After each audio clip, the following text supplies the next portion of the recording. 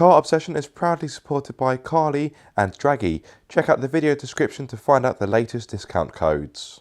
Hello guys, welcome back to Car Obsession and welcome to another point of view review. This time I'm joined by the brand new Kia Sportage. Now before we go for a drive, let me show you around the car a little bit.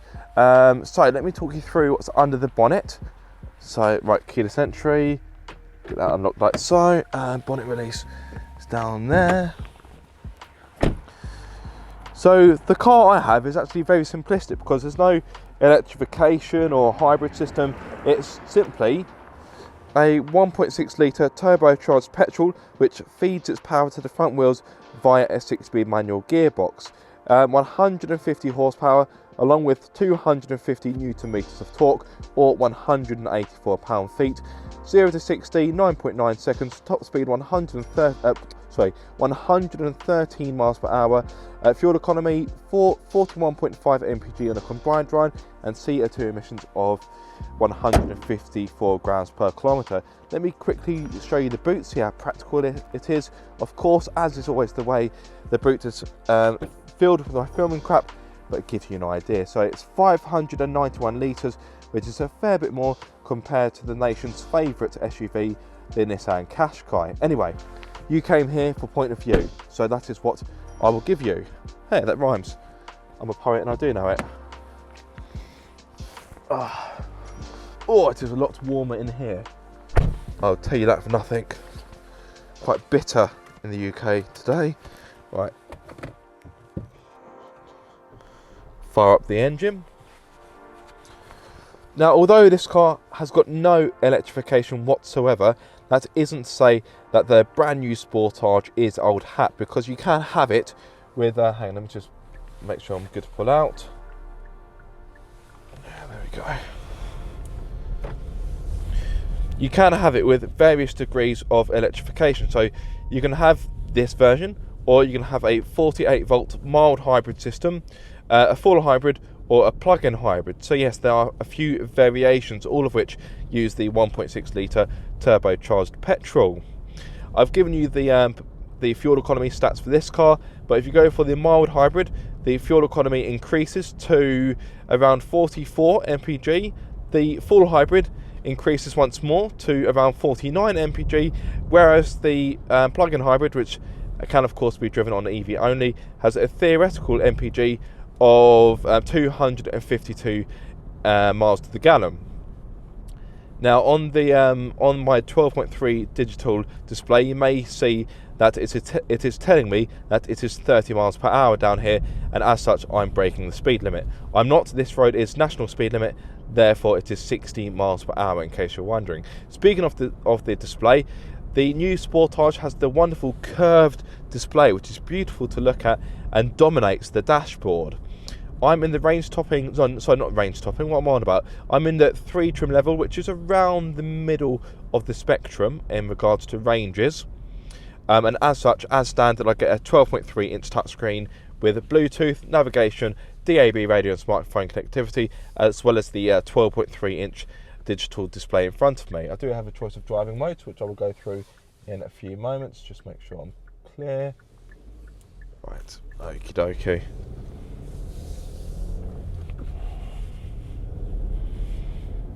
So yes, I mentioned the driving modes a few seconds ago. So you've got a button down here, which hopefully you can see. You've got Eco, Normal or Sport. Let's just stick it in Normal for the time being. As I mentioned, I've got a 6-speed manual gearbox. The changes are okay. They aren't the slickest. They are a little bit notchy, a little bit clunky, but to be fair, for your casual driver, it will be just fine.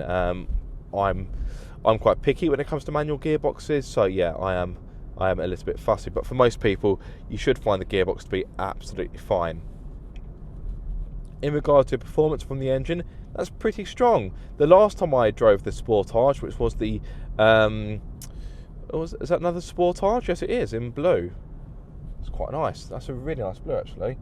This car, by the way, is finished in infrared, which, as it so happens, was the same colour I had when I had the last Sportage, the 4th generation. This is the 5th generation. But what I was going to say is that when I did last test the Sportage, I had a 1.6 litre naturally aspirated petrol engine, and yeah, it was pretty gutless, and it had to be worked hard to make any real progress. Of course, with the assistance of a turbocharger, I don't have any such concerns.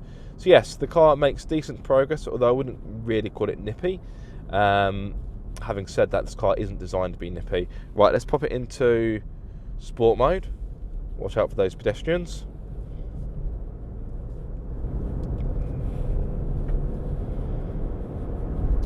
Took a little bit of time to build up speed, because I was in 4th gear, just waiting for the turbo to spool up and to do its thing.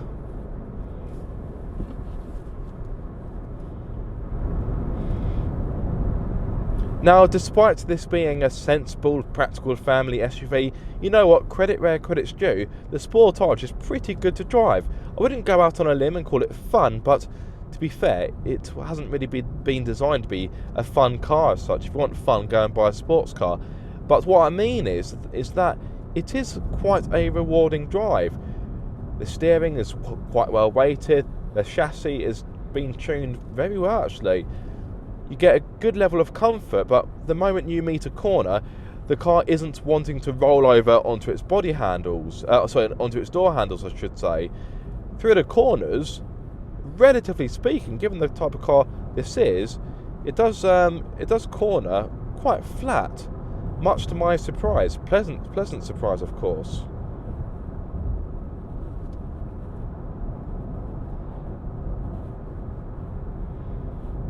Refinement is very high at 70 miles per hour on an A road using a sound meter.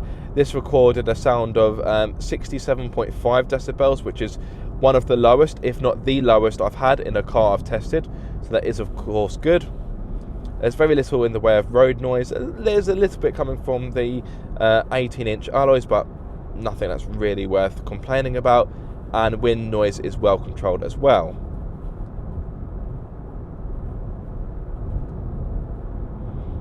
Now, I mentioned the MPG a few moments ago, well, a little bit earlier. In regard to what I've been getting this week, as you can hopefully see, I've been getting 32.5, which is far from impressive, but I have been doing more town driving, and I've also been stuck in traffic as well. After this video, I'm driving to Essex, which is a fair distance for me. I'm driving to Essex and back, so I may dub in a caption or subtitle, or maybe even a voiceover with an updated MPG figure.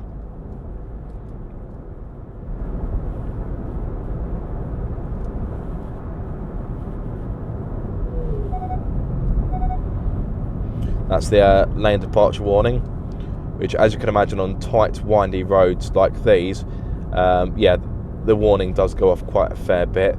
You can turn it off, but you have to go through the touchscreen.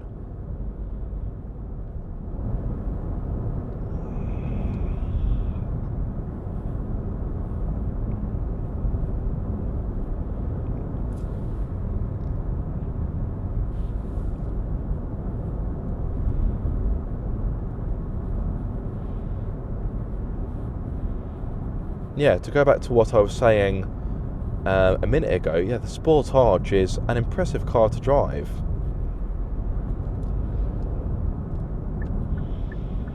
And I really like what Kia has done with the interior. When I drove the last Sportage, I was underwhelmed by the cabin. It was drab, it was boring, and it felt a little bit old hat. You can tell that with the new car, Kia has worked hard to improve things. There's more style in here, it's more cutting edge. Of course, you've got the new tech, but I like the fact that Kia has kept a control panel for the climate control and hasn't fallen into the trap of burying it within the touchscreen, because yeah, I'm not a big fan of that. Yes, okay, this is all touch sensitive, but it's a fair compromise.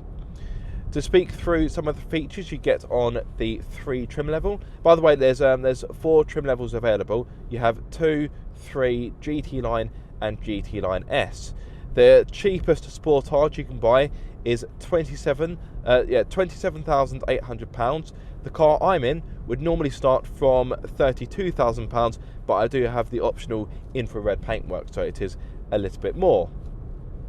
In regard to standard features you get for this car, 18-inch alloys, LED lights, keyless entry, tinted rear windows, front and rear parking sensors, reversing camera, 12.3-inch touchscreen with DAB radio, Bluetooth navigation and smartphone connectivity, dual zone climate control, heated front seats, heated steering wheel, electronically adjustable front seats. You've also got fabric and leather on the seats.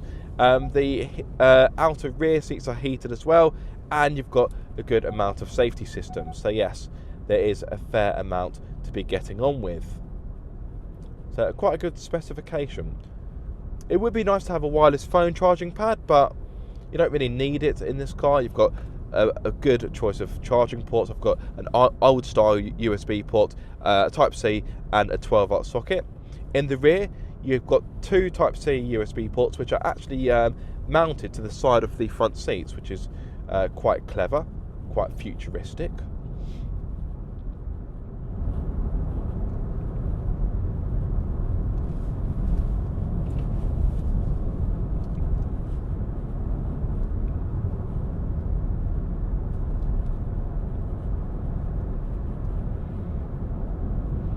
One thing you also get as standard, of course, with this being a Kia, is a 7-year warranty, something a Nissan Qashqai simply can't muster. The entry-level Qashqai is actually a bit cheaper compared to the entry-level Sportage, but the Sportage from the get-go can offer dual-zone climate control, alloy wheels and a touchscreen with smartphone connectivity, whereas the Qashqai can't offer that. In the defence of the Qashqai, you do get more safety kit as standard, so if that is of concern to you, then you may want to go with the Sportage. Not that this car is anywhere near dangerous. Oh, that's an interesting. What's that? Oh, was that an old? I think that might have been an old Lotus Elan. That was nice. There's been a few old cars driving around Goodwood today. To be fair, that's normally the case, but there's been some right belters that have gone past. Also saw a GR Yaris. I'm always happy to see a GR Yaris.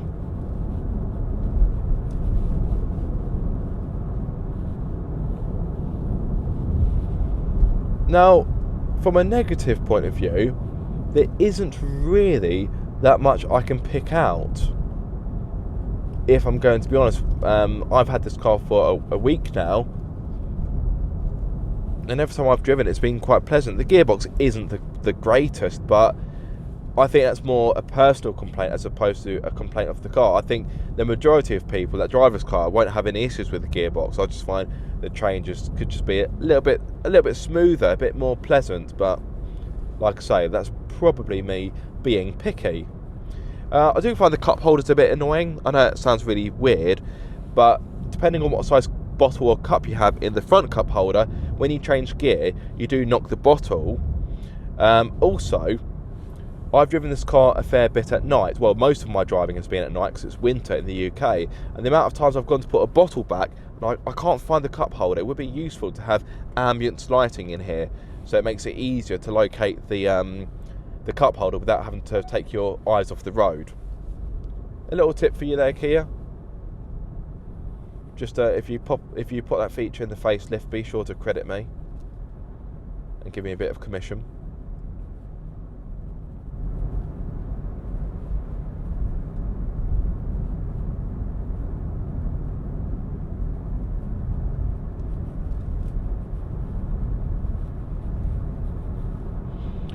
Now guys, if there's any questions or queries you have regarding this car, please do let me know. However, just be aware that by the time this video goes out, the car would have gone back to Kia. So if there's a question I don't know the answer to, then I may struggle to give you one.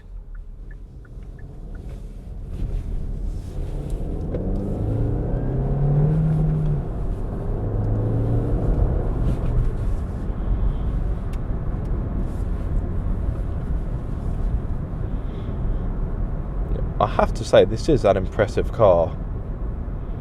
It's just a very good all-rounder. Now, it has been quite some time since I last drove the Qashqai, so it's difficult to do a side-by-side comparison. But between the two cars, I think I'd probably rather have this. Don't get me wrong, the Qashqai isn't a bad car, But I think when you break it down, it isn't the best car in its class, but it's somehow the best selling car, not only in its class, but it was the best selling car in the UK for 2022. And it's strange because I'd say subjectively there are better cars compared to the Qashqai. I think it's just where so many people have bought them, people go, next door's got a Qashqai, it must be a good car, we'll buy that. When in fact, if you actually shopped around and did a few test drives, you may come to the conclusion that actually there may be a better SUV / crossover for your needs. Yeah, the Qashqai isn't a bad car. I think the new model is a noticeable improvement on the last one. But I would say the last Sportage was better than the last Qashqai. And in all honesty, I'd probably be tempted to say the same for the newer versions. I think I'd stick with the Sportage. It's a good looking car as well, although the Qashqai I think is very good looking. I would say the Sportage, although I like it, I think it's more likely to be more divisive. I think its design will be a bit more polarising. I think the last model was more conservative in its approach. Kia states that the design of this car has been inspired by nature. Okay, if you say so. I've actually done a different route this time around. I've kind of done a loop. The Goodwood Loop, we shall call it. So we've gone past the race course, gone past Goodwood House. The only thing we haven't gone past is the motor circuit, which is a little over that way. Yes, I do like the roads around here. Nice for filming.